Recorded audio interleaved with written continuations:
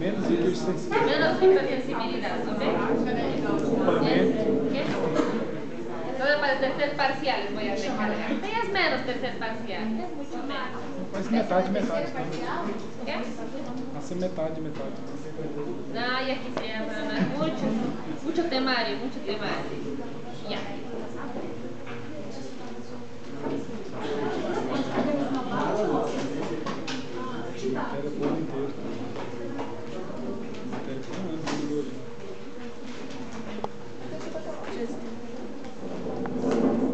Entonces vamos a entrar al último tema del segundo parcial, que lo vamos a dividir hoy día en dos partes, porque es bastante información que vamos a manejar.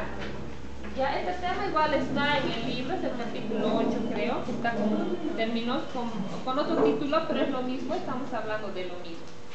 ¿Ya? Bien, comenzaremos entonces hablando de lo que son las enfermedades o las inmunodeficiencias.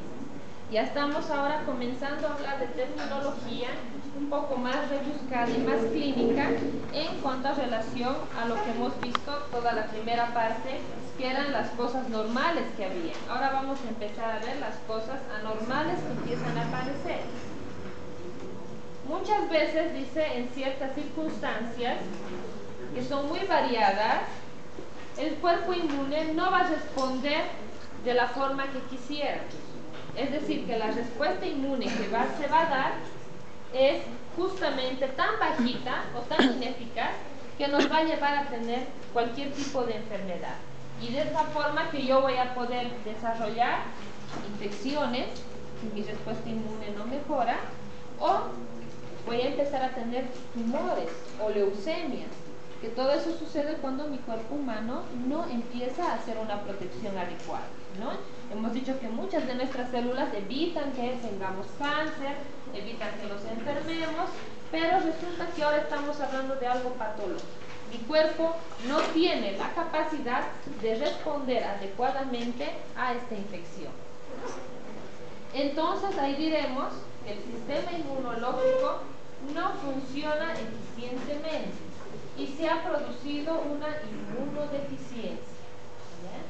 Entonces vamos a ver que esta inmunodeficiencia va a afectar a varios factores de nuestro cuerpo humano y va a ir tanto a lo que son factores propios o innatos con los que yo he nacido, o factores o adquiridos que yo quisiera adquirir en relación a una enfermedad. Entonces, muchachos, resulta que las inmunodeficiencias no solamente van a afectar a una partecita de mi cuerpo, sino que van a afectar a toda mi respuesta inmune. Y es ahí donde viene el daño y los problemas. En este cuadrito, como pueden ver, bastante colorido, tenemos una clasificación que se maneja en lo que son las inmunodeficiencias. Y vamos a clasificarlas en aquellas que van a ser de tipo primarias y aquellas que van a ser de tipo secundarias. ¿A qué se refiere? Comenzaremos con las primarias. Resulta que yo tengo mi cromosoma, ¿no? Tengo un cromosoma y en cada brazo del cromosoma he dicho, ay, realmente esos mis pacientes me están convirtiendo en otro tipo de algo. Resulta de que estos cromosomas en cada partecita de sus telómeros tienen áreas que producen cierto tipo de enzimas, ¿no? De proteínas. Envían señales para que estas proteínas empiecen a codificar información y tengamos todo lo que es la respuesta inmune, ¿no? Lo que es el HLA, lo que son la función de ciertas citocinas, todo eso se va a producir a este nivel genético, ¿no? Porque ahí está toda la información. Toda la información que yo tengo se encuentra en estos cromosomas, que en cada bracito presenta una función o una actividad específica. Resulta que en el caso de las inmunodeficiencias primarias, muchachos, las llamamos primarias. ¿Por qué? Porque ya nacemos con este déficit. Van a ser de tipo genéticas, las primarias. Es decir, que yo ya voy a nacer con una deficiencia que mi cuerpo va a carecer o va a ser una señal muy bajita. Entonces yo como ser humano ya nazco con la enfermedad, ya voy a nacer con esta enfermedad. y se va a hacer generalmente más fuerte a partir del año de edad, ¿no? O a partir de los 6-7 meses para adelante. ¿Por qué a esa edad? Porque sabemos que los primeros meses mamá me está dando lechecita y me está protegiendo con los anticuerpos. Es cuando yo empiezo a querer desarrollar mi respuesta inmune que les dije a un principio, es cuando ahí realmente vamos a empezar a ver que las inmunodeficiencias primarias empiezan a hacerse efectivas. Entonces decimos que van a ver cuánta inmunodeficiencia primaria exista en relación a cuánta deficiencia exista en mi respuesta, o mejor dicho, en mi código genético. Entonces vamos a ver que puede haber una deficiencia a nivel del linfocito T, del linfocito B, puede ser algunas donde no voy a producir anticuerpos, en algunos casos, en el caso de la apoptosis. Es decir, si se fijan, todos los procesos que existen en la respuesta inmune innata y en la respuesta inmune. Entonces la persona nace con esta deficiencia a causa de ¿qué? A causa de que a nivel cromosómico no se está generando la señal adecuada para que yo produzca todos estos factores. Por otra parte, tenemos otro tipo de deficiencia que son las de tipo secundarias o adquiridas. ¿Por qué secundarias? Porque vienen a causa de algo. Se llaman también adquiridas porque yo las voy a adquirir. Puede ser adquirida o secundaria al desarrollo. A medida que yo voy avanzando en edad, me voy desarrollando. En esa etapa yo voy a empezar a adquirir cierto tipo de enfermedades. Especialmente en el caso de las personas mayorcitas de la tercera edad, prácticamente su sistema inmune empieza a bajar. Llamamos en decaída. Por eso es que los van a ver a los abuelitos bien envueltos, con chompita. Está fuerte el sol y ellos están con chompita, con chanina, porque su sistema inmune ya no responde de la misma forma. Ya está siendo inmunosuprimido, ¿no? Inmunodeprimido por la edad, no por enfermedad. Muchas veces es adquirida a causa de otras enfermedades genéticas, ¿no? Me dio una enfermedad genética, tengo una inmunodeficiencia y como consecuencia me va a dar otra a causa de esta inicial, secundaria a una enfermedad primaria. En otros casos, me va a dar en caso de que haya disfunciones de órganos. Muchos órganos no van a dejar de funcionar como quisiéramos, como es en el caso a veces del hígado, y vamos a tener deficiencia en cierto tipo de citocinas que van a iniciar el proceso del complemento. Tenemos deficiencias nutricionales, por eso es que medimos el índice de masa corporal, por eso es que medimos el peso en relación a la talla a los niños. ¿Por qué? Tengo una persona que no quiere comer, entonces todo su sistema inmune está deprimido por falta de alimentación, al igual que a los niños. Por eso a los niños se lucha bastante contra la desnutrición en los niños, para que estos chiquitos no sean enfermitos desde pequeños y puedan llegar a una etapa adulta. ¿Ya? Es muy importante las deficiencias nutricionales, muchachos, que ustedes también sepan este tipo de valores que se manejan si una persona está o no está en rangos de normalidad. ¿Ya? Porque a veces la mamá nos mira y dice, estás demasiado flaco, no tienes que comer, o tienes que comer más todavía, ¿no? Entonces suele suceder. Y para eso nosotros manejamos el índice de masa corporal en el caso de las personas adultas, y en el caso de los niños manejamos el SBEN. Es una tablita con la cual nosotros podemos medir, SBEN se llama. Es una tablita que nosotros medimos en relación peso y talla de los niños y sabemos si se encuentra o no en rangos de normalidad, ¿no? Porque sabemos de que si esta persona o este niño tiene deficiencias en su alimentación, se va a inmunodeprimir. Si se inmunodeprime es una persona enfermiza. Es una persona enfermiza y es un niño, a la larga puede crearle hasta cierto grado de retraso mental o deficiencias cognitivas. Entonces, desgraciadamente sí, el hambre, la falta de alimentación sí hace que las personas o los niños tengan cierto déficit en conocimiento. Eso significa que todos los que han llegado a medicina han sido muy bien nutridos por sus papás porque sus capacidades intelectuales están conservadas. Desgraciadamente nuestros niños que sufren de desnutrición crónica es muy difícil y tristemente podemos decir que ellos son una mayoría nuestra mano de obra, ¿no? La mano de obra económica. Es bien triste, pero es cierto. Tenemos deficiencias secundarias a fármacos, muchachos. cierto tipo de medicamentos que van a hacer que mi sistema inmune empiece a bajar. Entre ellos los corticoides, ¿no? Y una serie, hay otros que generalmente también hay los retrovirales, los antineoplásicos, ¿no? Una mayoría van a hacer que nuestra respuesta inmune empiece a bajar si los usamos en forma crónica. Secundarias a infecciones, me dio una enfermedad y resulta que por eso yo ahora tengo una inmunodeficiencia, ¿no? Enfermedades hematológicas, como es el caso de la anemia, tenemos a causa de cirugías, traumas en general, y estados psicológicos y emocionales. Hemos dicho que mucha carga de estrés, la persona se enferma más frecuentemente, ¿no? Como no se alimenta bien, como está estresado, está pensando en otras cosas, prácticamente todo lo que es su sistema inmune está indefenso y la persona puede llegarse a enfermar. Y otra vez tenemos al desarrollo, puede que sea el desarrollo infantil y el desarrollo de una persona en la vejez. Bien, es un poquito difícil para nosotros poder decirle, señor, usted tiene una inmunodeficiencia. Es un poquito difícil. Entonces resulta que se han creado tablitas que más o menos nos guían, esto es en forma clínica para ustedes, para que ustedes más o menos o nosotros podamos determinar si esta persona está cursando o no por un proceso infeccioso o un proceso de tipo inmunodeficiencia. Entonces para eso existe algo que llamamos, muy importante, y se llama historia clínica. La historia clínica es un documento médico-legal, usamos en terminología cuando se hacen auditorías médicas. ¿Por qué se refiere? De que resulta que si a mí me enjuician por XZ tema, lo primero que van a preguntar es historia clínica. ¿Usted escribió todo lo que hizo? Efectivamente sí, y si no escribí, entonces estoy cometiendo un grave problema.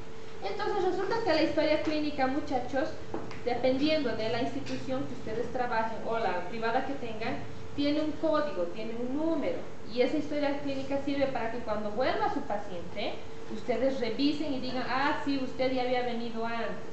¿Y para qué nos sirve la historia clínica? No solamente para dar veracidad de lo que hacemos, sino para ver frecuencia de enfermedades que suceden en una persona. Entonces, ustedes van a darse cuenta que su paciente puede estar cursando con una enfermedad de inmunodepresión o inmunosupresión cuando ustedes vayan viendo de todos estos 10 puntos que les estoy dando, vayan viendo características más o menos llamativas. Por ejemplo, 8 o más otitis en un año o menos. ¿Quién ha tenido otitis? Uno solo. ¿Cuántas veces te dio? Una vez, que sería lo ideal, ¿no? Una vez cada año puede ser, dependiendo, puede ser 2 veces al año, muchas veces, no muy llamativo tampoco. Pero si vemos que mi paciente está viniendo por 5ª, 6ª, 8ª vez, 10ª vez en un año, es decir, que cada mes está enfermando por una otitis, me da a pensar de que esta persona realmente no está realizando, su sistema inmune no está efectivo. Tenemos en el caso de sinusitis severas, lo que normalmente nos es una sinusitis normal, que tenemos cierta molestia y comunicación sana. En este caso de las severas, muchas veces tenemos que hacer el drenaje de lo que son las cavidades para poder hacer que la persona vuelva a la normalidad. Personas que utilizan mucho antibiótico, esto también nos ayuda a ver si la persona tiene un problema psiquiátrico o no. Existe un síndrome, el síndrome se llama de Munchausen o lo que sería la hipocondria de las personas.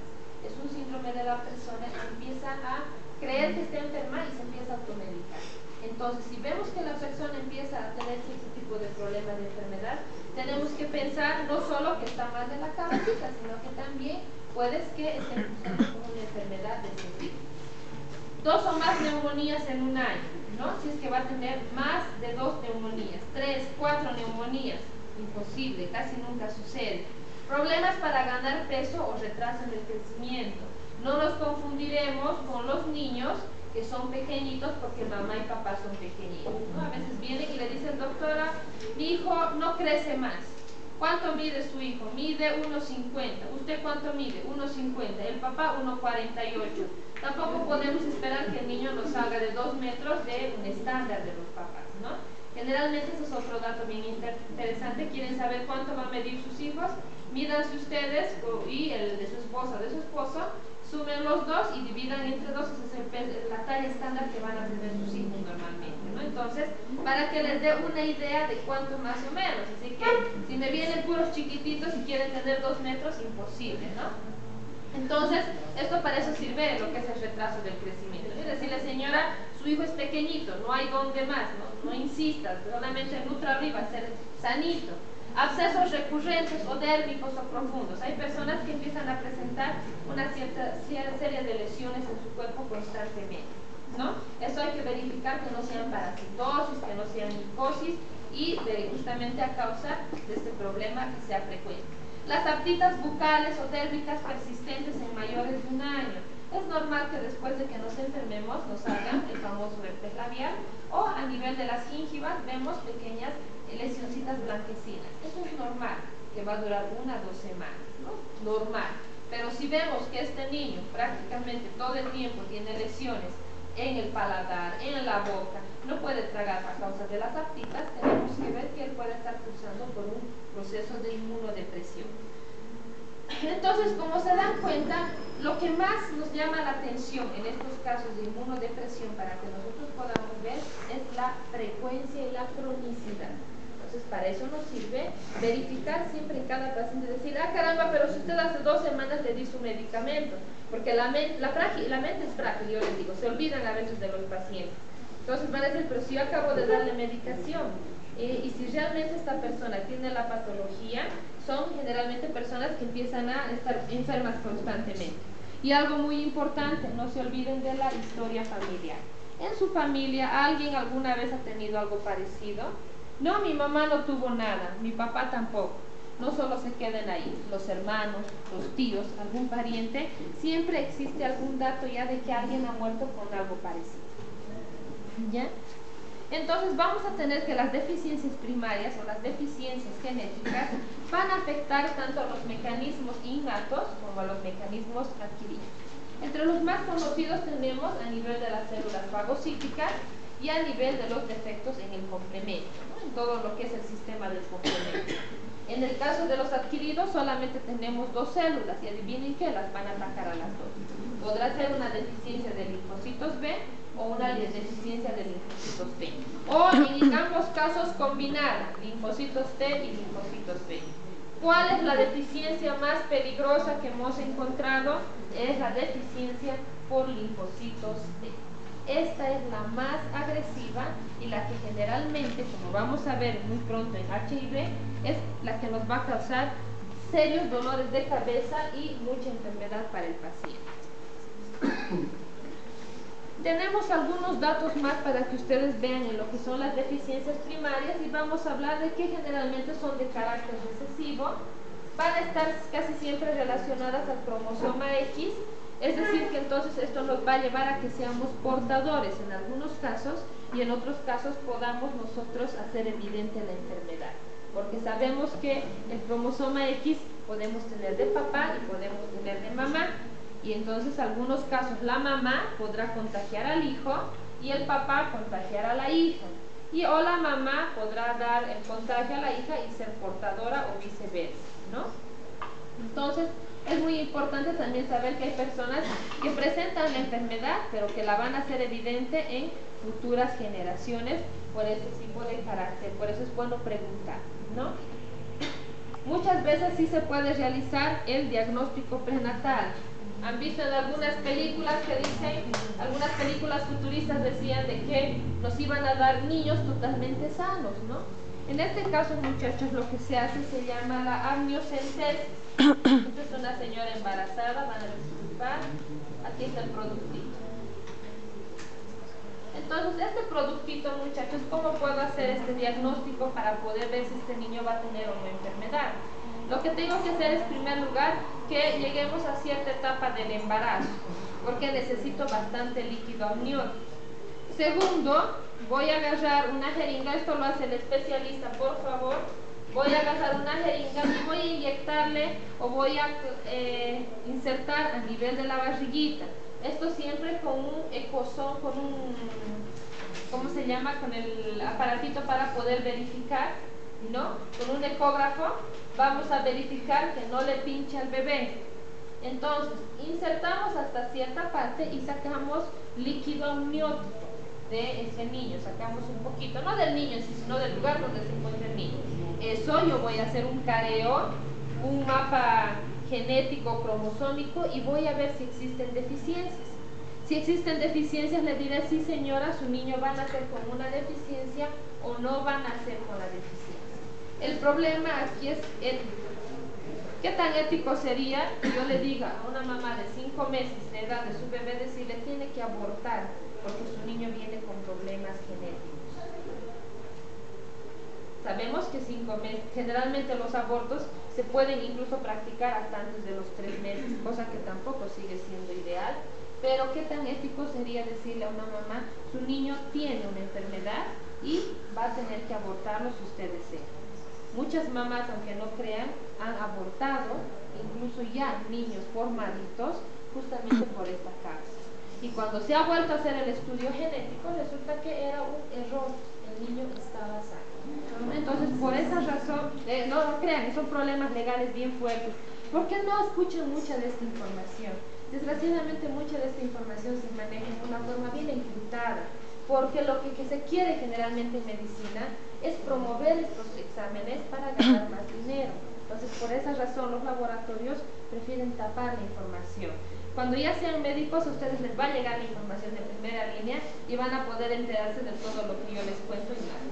No, entonces te pueden hacer estos estudios. El problema es el problema ético, netamente, para mí. Ya que generalmente, sea lo que sea, bueno, tenemos que hacerle frente, ¿no? Bien, resulta que hemos dicho que entonces existen daños a nivel de los sistemas innatos y de los sistemas, solamente yo lo voy a ir hablando superficialmente esta primera parte, porque la que más me interesa es la siguiente de H y B, ¿ya? Entonces resulta de que tenemos defectos a nivel de las células fagocíticas. ¿Y qué va a hacer? Estos defectos pueden ser varios, dependiendo de qué parte esté afectada. En algunos casos, les he dicho que el macrófago actuaba gracias al oxígeno de su membrana para crear el óxido nítrico, ¿no? Y de esa forma, por medio de esa cadena del óxido nítrico y de las peroxidasas, podíamos crear sustancias microvisibles. En algunos casos resulta que genéticamente no se forman estas partes de los cromosomas, no envían información y mis macrófagos genéticamente no pueden realizar esta actividad. Entonces nos va a dar una enfermedad que se llama la enfermedad granulomatosa crónica, porque prácticamente este agente lo que empieza a hacer es, ya que no los puede matar porque no tiene sustancias microvicidas, va a ir formando granulomas y los va a ir tapando con piel o con tejido, ¿no? Es como una especie de, como decía en el libro, barrer y poner la sociedad bajo la alfombra, de tapar las cosas que no está pudiendo controlar. Y vamos a tener una enfermedad granulomatosa crónica. En otros casos, resulta de que los linfocitos, especialmente en este caso los natural killer, sabemos que necesitan sustancias de adhesión, hemos dicho, para viajar a través de los capilares, adherirse y poder pasar y hacer frente a cualquier proceso inflamatorio. En este caso, en lo que es la deficiencia de adhesión leucocitaria, resulta que nuestro querido neutrófilo o nuestros natural killer no van a tener la capacidad de responder a estos sistemas de adhesión.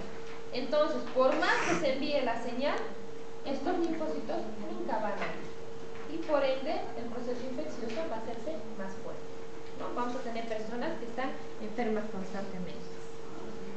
Existen otro tipo de daños que se van a dar, también como es a nivel del sistema del complemento, donde dependiendo en qué parte del cromosoma existe el daño, en ese sentido también va a ir a afectar ya sea algunos componentes de la vía clásica o de alguna otra vía. Como les digo, lo que más importa saber es de que dependiendo del lugar donde se encuentre esta alteración, nos va a producir la alteración en los factores de la respuesta inmune. Aquí tenemos otro tipo de daños que se van a dar, como es en el caso de las deficiencias del linfocito T, ¿no? Como es el síndrome de Wiscott-Aldrich. Tenemos otros casos, van a disculpar, tenemos otros casos como es la ataxia telangiectasia, dispasia o las anomalías de George, donde vamos a ver efectivamente que este linfocito T no puede realizar sus actividades porque en algún momento de su proceso de evolución o formación ha habido algún daño, como es en este caso, por ejemplo, de la anomalía de DiGeorge, donde va a haber un daño a nivel de las bolsas faríngeas en el proceso de formación y por ende va a haber una aplasia de timo, y hemos dicho que en el timo se especializaban muchas de las células como es el linfocito T y el linfocito B. Entonces, esta personita que tenga esta aplasia de timo va a ser una persona que se me va a enfermar frecuentemente a causa de una enfermedad que se dio en etapa prácticamente fetal o prenatal. Este cuadrito es para mostrarles un poquito de que dependiendo qué tan alto sea el nivel de la deficiencia, va a dar más daño. En este caso, si vemos que va a dar prácticamente un nivel de lo que es la médula ósea, el daño genético, entonces va a ser mucho más grave los daños que puedan producir a nivel de las líneas celulares, ¿no? Y así sucesivamente.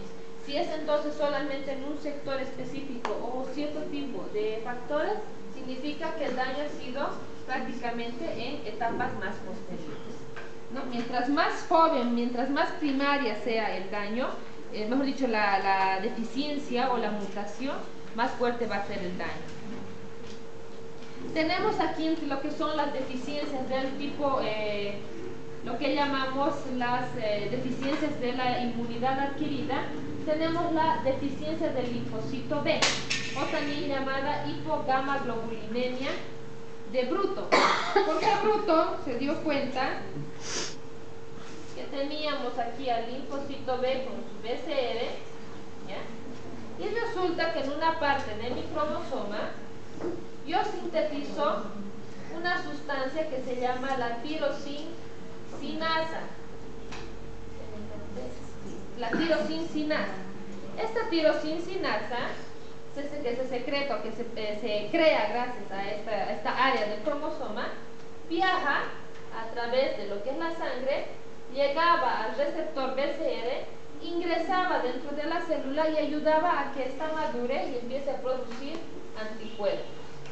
En la deficiencia del Bruto o de la hipogamaglobulinemia, resulta que esta área ha mutado y no me va a producir esta sustancia de maduración. Y si no me produce esto, entonces mi linfocito B, ¿qué pasa? No produce anticuerpos. Entonces, en esta enfermedad vamos a ver que la persona tiene niveles muy bajitos de inmunoglobulina o prácticamente no va a tener. Y si no tiene anticuerpos para hacerme efectivo alguna respuesta inmune, me voy a enfermar en forma más frecuente o prácticamente voy a ser incapaz de que las vacunas me hagan efecto también.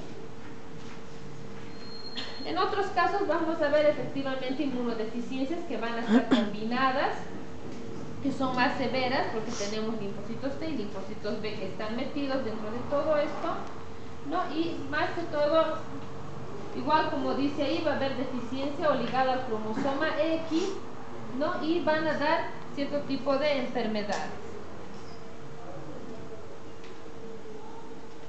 Aquí tienen algo más de historia. Y vamos a avanzar una partecita más de inmunodeficiencias, muchachos, porque es un tema bien largo y lo vamos a terminar el día lunes, cosa que para su examen del miércoles estén fresquitos. Entonces, ya hemos hablado la primera parte de las inmunodeficiencias, de lo que serían las innatas, ¿no? O primarias. Ya pueden darse cuenta de que dependiendo del daño a nivel del cromosoma, entonces va a haber el daño a nivel de la célula. Ahora vamos a empezar a hablar de otro punto que es muy fuerte, que son las inmunodeficiencias adquiridas o secundarias. Prácticamente se han dado cuenta que pueden ser a causa de muchas cosas. Entonces, para este temario hemos visto importante hablarles de esta enfermedad que es una inmunodeficiencia adquirida o secundaria, ¿ya? Y es la enfermedad del HIV. Bien, ¿por qué digo enfermedad del HIV? Porque esos son los nombres que le han dado al virus del SIDA. Resulta, para que ya vayamos adelantando un poco de temas, muchachos, les voy a decir una cosa. Nosotros para denominar a los pacientes con VIH utilizamos dos términos, VIH y SIDA. No es lo mismo, estamos hablando de que cada uno es en una etapa diferente. Persona con VIH es aquella persona que es portadora de la enfermedad o que su carga viral está controlada y su función leucocitaria la estamos logrando mantener acorde. Persona con SIDA es aquella persona que ya prácticamente todas sus defensas han bajado tanto que la persona ya hace evidente la enfermedad. Estamos hablando ya de que en esta etapa SIDA ya es una etapa terminal. Por favor, como médicos, no puedo dejarles a ustedes hablar en forma errónea en cuanto a referente a las personas con VIH. ¿A qué me refiero? El paciente sidoso, el sidático de la 34, esos son términos que tranquilamente ustedes los pueden llevar a la cárcel, ya que estas personas están siendo muy bien protegidas justamente para evitar la discriminación que hay referente a esta enfermedad. El término que nosotros usamos en medicina les llamamos PBBs. Son los PBBs, persona que vive con el virus del SIDA. Esa es la terminología correcta que se debe usar, PBBs. No, persona, nunca me coloquen en sus historias clínicas el diagnóstico de HIV o SIDA, porque ese diagnóstico igual los puede llevar a la cárcel, muchachos. Tenemos que colocar PBBs así o simplemente como inmunodeficiencia en estudio, nada más, ¿no? Porque si colocamos cualquiera de esta terminología, cualquier punto que sea, nosotros tenemos que ir a cuidar lo que es estas personas, ¿ya? Bien, con estas aclaraciones entonces comenzaremos hablando de esta enfermedad que realmente es un dolor de cabeza, que a mi parecer esto está peor que cualquier otra epidemia que hemos tenido y va a terminar acabando con lo que es la raza humana. Entonces lo que vamos a hacer nosotros es primero un poquito conocer la epidemiología. ¿Y por qué quiero marearles? Para mí lo más importante es aquí la inmunología, pero yo necesito concientizarles un poco acerca de esta enfermedad. Primero, ¿por qué? Porque resulta que es una enfermedad bien joven. A partir más o menos del 79, 78 ya apareció la enfermedad, pero es a partir desde el 81 donde ya se hace mucho más evidente esta enfermedad y se le puede dar un nombre. Desde esa fecha, prácticamente ya en esa fecha, se habían dado cuenta que ya 30 millones de personas habían muerto por SIDA. Estamos hablando de una población bastante grande, ¿no? Generalmente la mayoría eran mujeres, ¿no? Y algunos niños. Los niños también no están libres de todo esto.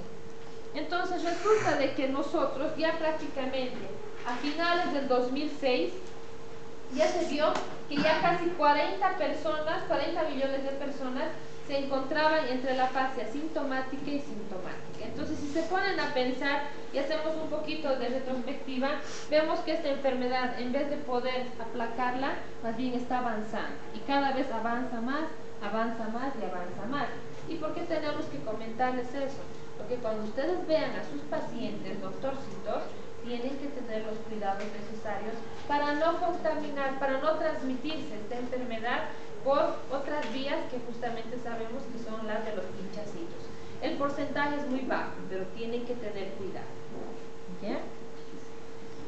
¿Algo importante de esto? No, esto. A finales de 1998, más de 1 millón de niños habían sido infectados por sus madres a través de la transmisión vertical. Esto prácticamente se ha triplicado, se ha aumentado también. ¿Por qué? No solo porque las mamás están transmitiendo a nivel vertical. Desgraciadamente están empezando a haber casos de violación a niños y eso ha llevado a que los niños también puedan llegar a tener esta enfermedad, ¿no? Realmente casos desastrosos, monstruosos diría yo, donde seres prácticamente inofensivos e inocentes están terminando siendo acabados por una enfermedad tan grave. El riesgo de transmisión vertical, según las estimaciones, se dice que es entre el 15 al 30% o 25 a 35%. ¿A qué se refiere con transmisión vertical, muchachos?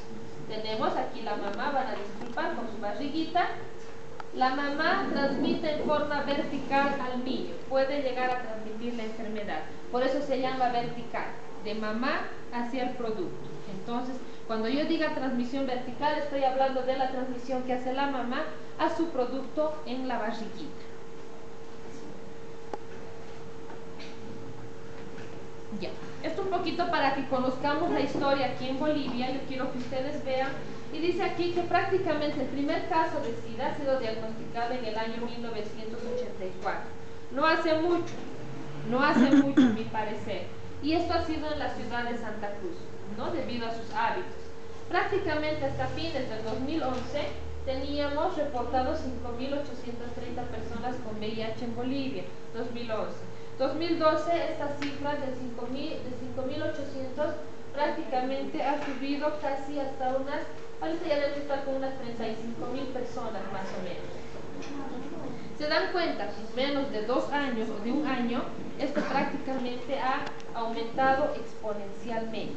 Entonces, así que también en Bolivia decíamos no nos llega nada, sí nos llega, ¿no? Entonces, hasta ese momento habían fallecido 614 personas en nuestro país.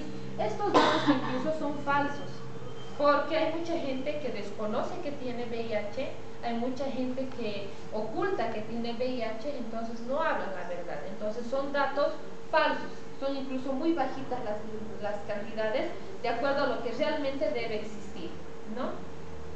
La mayor cantidad de casos, muchachos, sí tenemos en La Paz, Cochabamba y Santa Cruz. Hasta el 2008 Santa Cruz tenía la mayor cantidad, pero solo por 2 o 3 pacientes Cochabamba le seguía en segundo lugar, ¿no? Entonces Cochabamba, Santa Cruz y La Paz tienen la mayor cantidad de casos, pero también no es solo por el hecho de que sean más promiscuos o porque se hayan infectado más, sino también se da por el hecho de que Bolivia es pequeñito, ¿no? Oruro, Potosí son más pequeñitos todavía, tenemos menos población.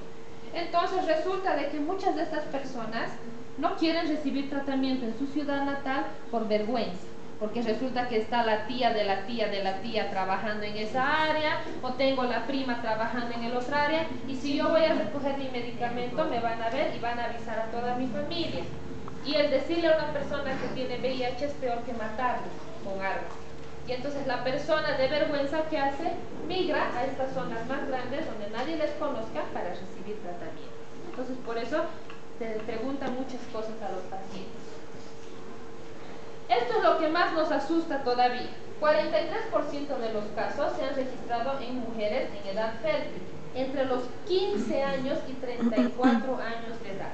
Esas son generalmente las etapas que estaban empezando a ver mayores cantidades, 15 años y 34 años de edad. Aquí les traigo un nuevo chisme y un nuevo dato.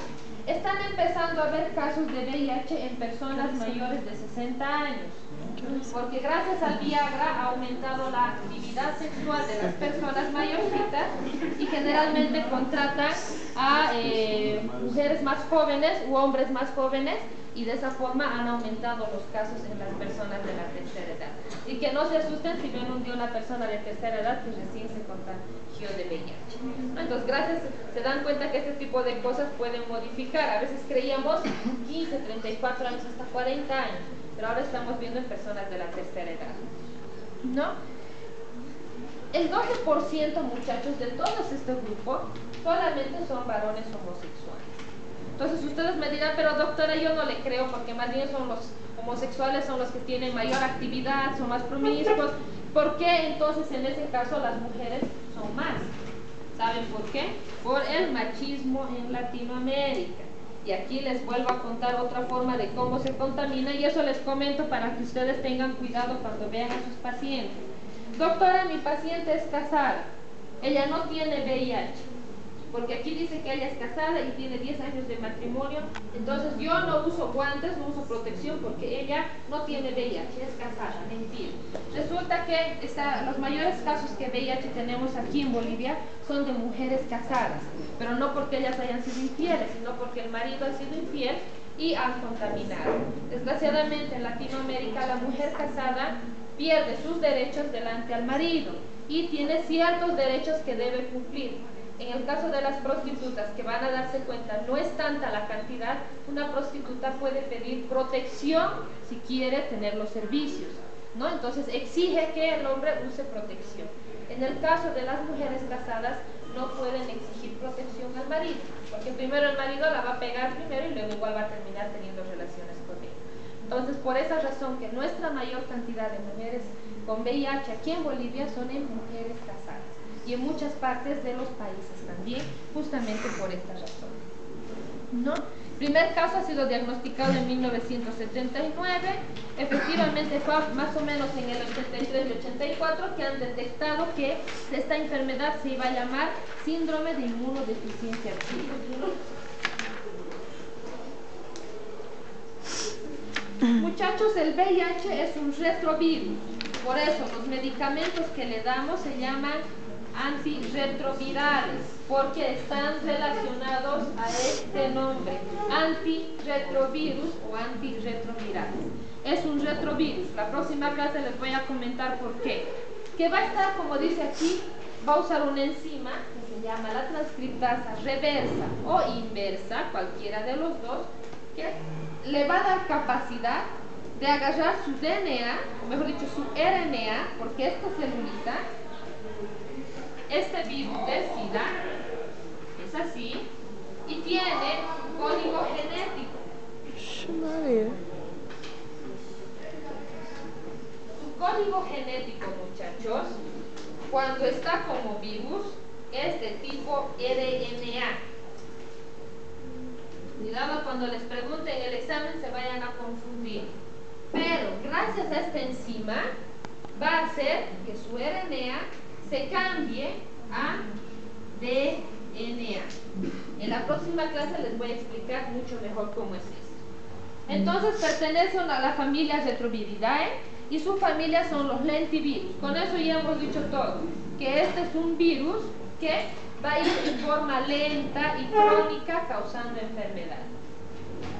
Aquí tenemos su dibujito y vamos a ver que efectivamente presenta dentro de él sustancias genéticas o su código genético que está formado por RNA, ¿no? Después está formado por una capita que se va a llamar el core, que es toda la que le va a tapar, y por ende al final tenemos otra última capita donde vamos a ver enclavados una serie de receptores.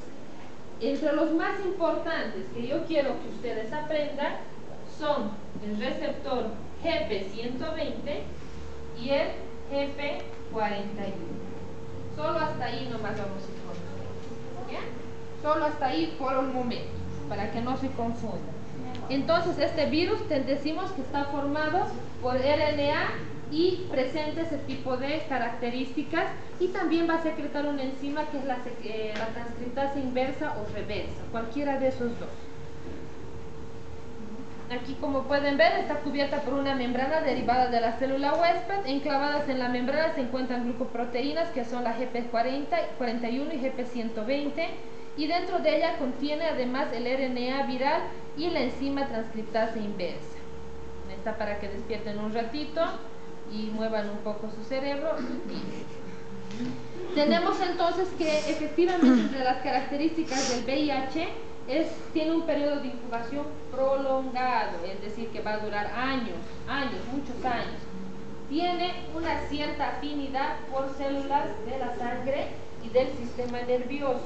Muchas personas con VIH pueden terminar desarrollando esquizofrenia, neurosis, cierto tipo de enfermedades de tipo neurológico, ¿no? Entonces, mas se não controlado, né?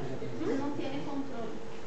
se puede controlar. Entonces, pero se controla no gera eso. Ah, claro, definitivamente. Pero muchas veces, como les digo, como vamos a ver en la siguiente clase, muy pocas veces podemos encontrar a un paciente que esté comenzando, ¿no? Que esté comenzando la enfermedad. Ahora con la educación que se está dando, la gente ya está mucho más avispada. Entonces me dicen, yo les cuento lo que a mí me pasa y es así, vienen y me dicen, doctora, hace un mes he ido a mi despedida de soltero y resulta que me he metido con la muchacha que estaba haciendo el baile y ahora yo creo que tengo VIH, quiero que me hagan los análisis, ¿no? He tenido el caso de un señor que no sabía cómo decirle a su novia que aplazaran un año más el matrimonio porque él estaba seguro que tenía VIH por su despedida de soltero, ¿no? Y era terrible porque la muchacha le molestaba para estar con él, pero él decía no quiero. Y fue un caso bien terrible porque el señor sufría bastante y realmente es bien complicado. Entonces, por esa razón, ahora todavía las personas tienen la idea de decir, bueno, yo he estado con varias personas, no sé si estarán sanas o no, me haré la prueba. Pero hasta hace poco, hasta hace años atrás, la gente no tomaba esa decisión. Entonces esperaba ya a estar muy mal, ¿no? Cuando ya prácticamente su sistema nervioso, su sistema hematopoyético u otros sistemas habían declinado tanto que ya los encontrábamos en etapa de SIDA, no de VIH, ¿no? Efectos citopáticos in vitro. Por esto es que los que me pregunten, pero doctora, ya hay la vacuna del VIH. Hay la vacuna, pero no ha sido efectiva, les cuento. ¿Por qué razón? Porque este es un virus tan agresivo, es tan malo, que la mínima dosis que se ha usado para poder hacer la vacuna nos ha causado problemas. Cuando yo vacuno a alguien, cuando yo le inyecto la toxina, ¿no? O el virus aplacado a una persona, lo que hago es crear una mínima enfermedad tan chiquitita que mi cuerpo reacciona creando anticuerpos, termina destruyendo a esa enfermedad y yo ya tengo anticuerpos. Es decir, que he creado respuesta inmunológica frente a este patógeno. Estas mínimas dosis que hemos inyectado, que han inyectado a las personas que estaban sanitas, han creado anticuerpos, pero les han creado la enfermedad. Y estamos hablando de que esta gente, de que ha entrado a este examen o este screening que se hace muchas veces, ahora son portadores de la enfermedad y no han dado efectos positivos de una vacuna. Entonces prácticamente se les ha creado la enfermedad, pese a que se ha usado dosis mínimas, prácticamente minúsculas. Es un virus demasiado agresivo, no podemos jugar con mínimas dosis. Realmente hasta una pequeñita ya ha sido capaz de crear la enfermedad. Ya, nos vamos a quedar aquí solamente diciendo, esto es lo ultimito, que existen dos formas de virus, muchachos, el VIH de tipo 1 y el VIH de tipo 2.